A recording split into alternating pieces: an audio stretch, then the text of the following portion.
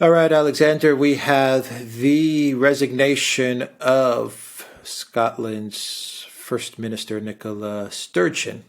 Was this a surprise to you that Yes, she yes. resigned? And what do you make of her reasons? Some people may call it her excuse to resign. Now, she had some issues with defining a woman during an interview the other day, which many people said was kind of the straw that broke the camel's back for her to decide to step down. But there were a lot of other more political reasons for her Yes, resignation.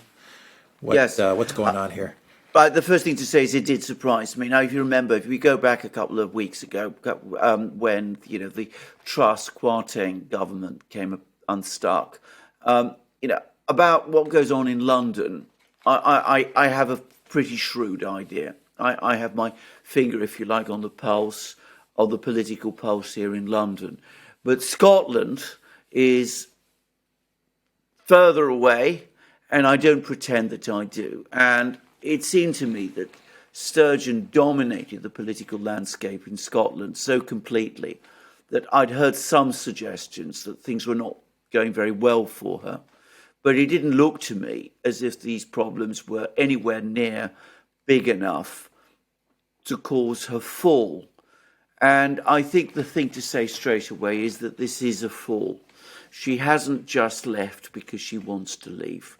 I mean, if she'd wanted to leave, if she'd left at a time of her own choosing, she would certainly have chosen a much better time than this. The explanation she gave for her decision to go are not actually explanations. I mean, they're not really reasons. I mean, they are exactly what you said. They are excuses. So clearly, she lost control or sensed that she is losing control of the situation in Scotland. And that is a very interesting fact because we have seen an accumulation of problems that have been working, obviously, against her. The first is there was that very, very strange business, which we covered to some extent here on the Duran, the prosecution of her predecessor, Alex Salmond, the person who basically built up the SNP, who led it to power in Scotland, who led the Scottish referendum, that nearly came very close to succeeding back in 2015. This was in some ways a much more, I'd say, successful political operator than Sturgeon herself. Anyway, there was a trial. Salmond was accused of sexual harassment of various women in his close circle. He was acquitted. There were allegations, notably from Craig Murray, that this was a political prosecution and that the whole thing was set up. Murray himself was then prosecuted. I was very disturbed about the way that prosecution was conducted. He was eventually convicted, sent to prison. But I suspect that deep down, all of that and all the things that came out over the course of all that case, the way in which members of Sturgeon's office had acted, the way she seemed to be targeting her predecessor, all of that, I suspect, beneath the surface, did real political damage. Then there was also the fact that she botched moves to call a second referendum for independence in Scotland. The British Supreme Court ruled that illegal. She very weakly accepted that decision. She wasn't prepared to go against London. That also, I suspect, lost her support in Scotland. Then there was this very bizarre business about, trans people. I'm not going to go into the details of this. You can follow it if you wish. It's a bizarre story. Suffice to say that Sturgeon seemed to take the most extreme neoliberal position that she could possibly do. And that also seems to have lost her support in Scotland. And I get the sense, and this is probably the true story ultimately, that things in Scotland are not going well. The economy is in bad shape. Scottish society has been getting tired of Nicola Sturgeon. There's all sorts of problems building up in Scotland. And I suspect people within her own party told her, look, you've got to go because you're starting to have the look of failure about you. And there's rumours of a corruption scandal looming as well. So I personally think, coming back to something you've been saying many times, I think what's brought her down is the Zelensky curse. She was a supporter of Zelensky. She's seen the effect of the war. It's causing problems in Scotland. The economy is sagging instead of booming. There's all these other problems which, if the economy had been buoyant, would probably have been manageable. But all of them together, taken together, have created this sense of malaise, and her own party, the people at the top of her own party, have told her to go. Yeah, when they resign like that, it's always, at the end of the day, it always has something to do with the economic situation, and then there's always some sort of scandal or corruption kind of sprinkled on top. But Exactly. it's the West. The West is becoming like Ukraine, and Ukraine is becoming like the West. They're mirroring each other in so many ways, whether it's economic or whether it's corruption. But what's next then for? Well, what is indeed next for Scotland? I mean, obviously, they're not going to change course. No. I mean, before we discuss that, can I just make a point about corruption? There's lots of rumours circulating about Nicola Sturgeon's husband, who plays an important political and administrative role in the Scottish government, and there was also some reports a couple of weeks ago that £600,000 of money that had been paid to the SNP for the referendum that money has gone astray, and I've noticed over the last couple of days people are somehow connecting that with Nicola Sturgeon's husband.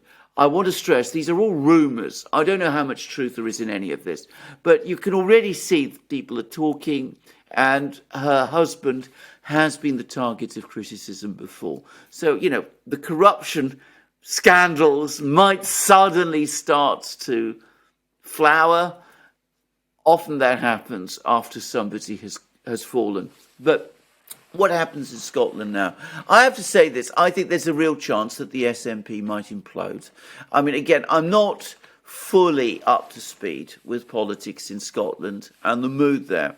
But remember, when Alex Salmond led the SNP to victory in the Scottish Assembly elections, I think it was back in 2006, and when he almost won, he came very close to winning the Scottish independence referendum back in 2015. It all looked as if the SNP was this unstoppable force. They were going to achieve Scottish independence. And then Sturgeon came along. She wasn't really interested in Scottish independence. She was very happy, or so it seemed to me, with the situation as it was. She was in power in Edinburgh. As I said, maybe all kinds of corruption and corrupt things were happening. She got a lot of support from the left-wing media in Britain, who, she became almost the sort of their hero figure. And things stagnated in Scotland, and the economy started to go wrong, and she overcommitted to Zelensky, not a particularly popular line of policy in Scotland, where feeling towards Russia, by the way, is different from what it is in England.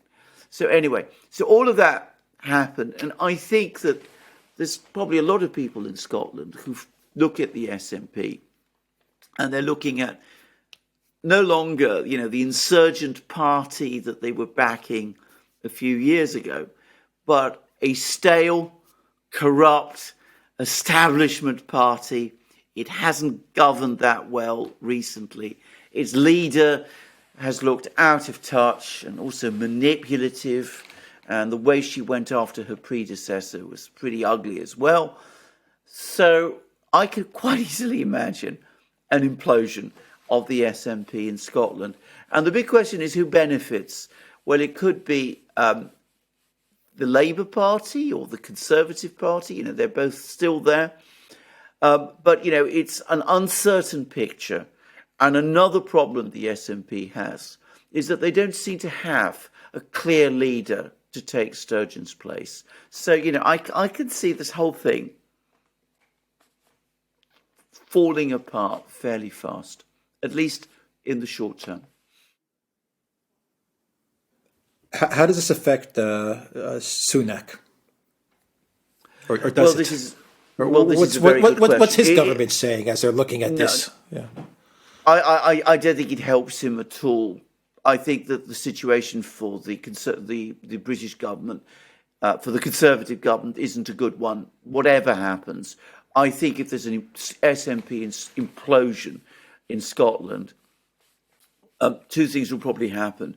You start to see what's left of the SNP become more radicalised.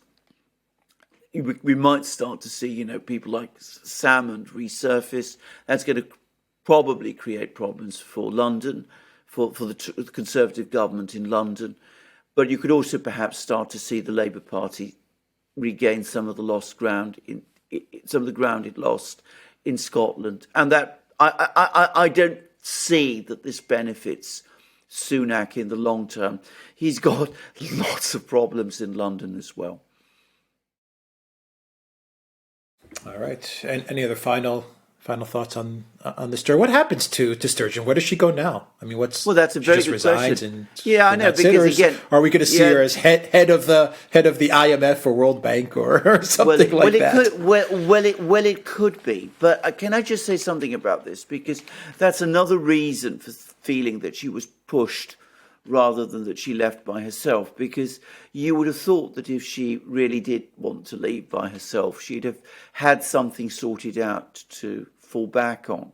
And for the moment, it seems that she hasn't. And for the moment, the word in London is that they won't support her for any big international post. So what does happen to her? That's a very good question. People like that don't just retire. We'll just have to wait and see. But perhaps a better way of looking at this is we've seen the malaise in London. We saw, Johnson crashing, Trust crashing. Sunak isn't doing well. There's increasing talk in London of bringing back Johnson. Extraordinary to think. We've seen the same malaise in Scotland. And a leader in Scotland who looked a lot more consolidated than Sunak has ever looked has just gone down, has just fallen. And I would have thought both Sunak and Starmer, the Labour leader, who look, to be honest, not very different from Sturgeon, I think they perhaps ought to bear her fate in mind and start thinking, whether perhaps their position is more brittle than it looks. All right, we will leave it there, theduran.locals.com. We are also on Rockfin as well. And go to the Duran shop, 10% off. Use the code GOOD DAY. Take care.